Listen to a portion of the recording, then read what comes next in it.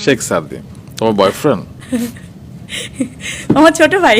যারা পরিমণিকে নিয়ে বলছিলেন শেখ সাদিকের সাথে কোনো একটা রিলেশন আছে, পরিমণি কিন্তু খোলাসা করে দিয়েছে পরিমণির শেখ সাদিকের সাথে কোনো সম্পর্ক নেই। পরিমণি শেখ সাদিককে একদম ছোট ভাইয়ের মতন দেখে।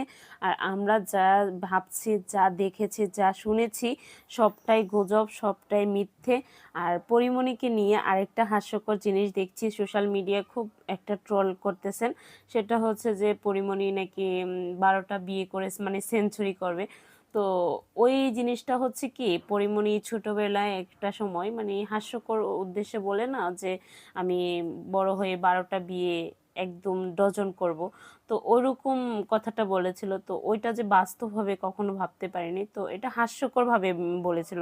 তো যাই হোক, আমার কাছে এই কথাটা খুব ভালো লেগেছে। আর পরিমণি যে কথাটা ক্লিয়ার করেছে যে শেখ সাদিকের সাথে আদৌ কি সম্পর্ক আছে কি না, তো পরিমণি ফাইনালি ক্লিয়ার করেছে। আশা করি আপনারা বুঝতে পেরেছেন, আমরাও বুঝতে পেরেছি পরিমণির সাথে আর শেখ সাদিকের সাথে কীরকম সম্পর্ক, ভাই বোনের সম্পর্ক।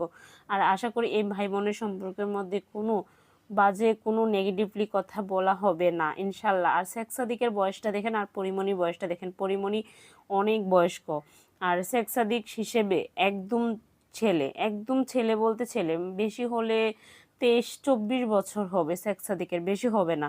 তো যাই হোক, আমার কাছে খুব ভালো লেগেছে পরিমণিকে, আমার কাছে অনেকই ভালো লাগে। আর পরিমণি অনেক কিছুই আমি ফলো করি, আমার কাছে খুব ভালো লাগে। মা পরি হিসেবে অনেক অনেক রেসপেক্ট পায়, প্রত্যেকটা দর্শক ওকে অনেক ফলো করে।